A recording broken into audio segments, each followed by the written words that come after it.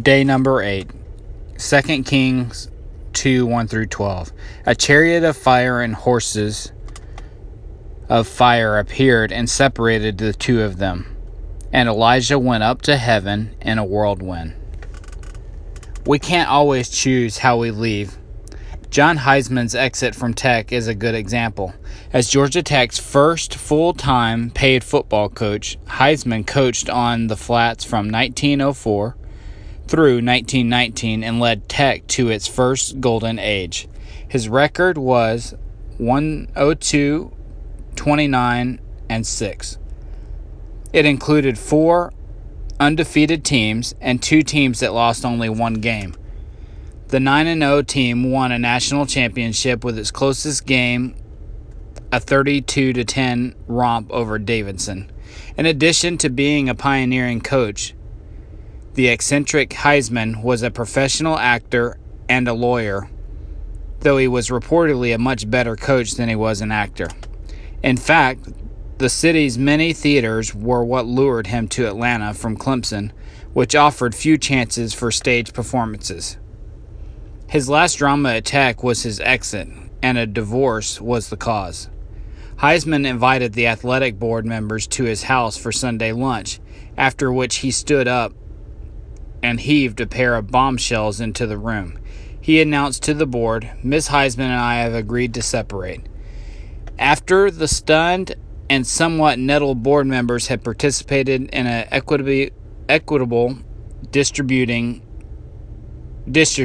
of the couple's assets, Heisman delivered yet another surprise.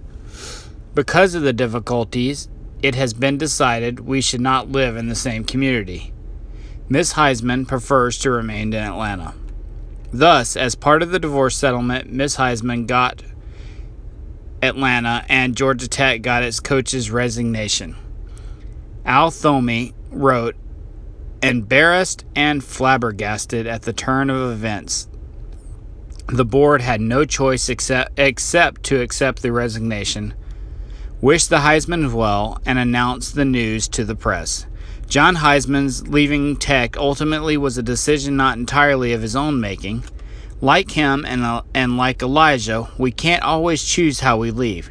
Sometimes circumstances beyond our control have forced a move, a job transfer, or an untenable situation at work. An elderly parent needed care. Sometimes the only choice we have about leaving is the manner in which we go, whether we depart with style and grace or not. Our exit from life is the same way. Unless we usurp God's authority over life and death, we can't choose how we die, just how we handle it. Perhaps the most frustrating aspect of dying is that we have, at most, very little control over the process. As with our birth, our death is in God's hands. We finally must surrender to His will, even if we have spent a lifetime refusing to do so. We do, however, control our destination. How we leave isn't up to us. Where we spend eternity is, and that depends on our relationship with Jesus. My contract has 3 years to run. You will have to handle that. I will make plans to leave. John Heisman to the Tech Athletic Board. When you go isn't up to you. Where you go is.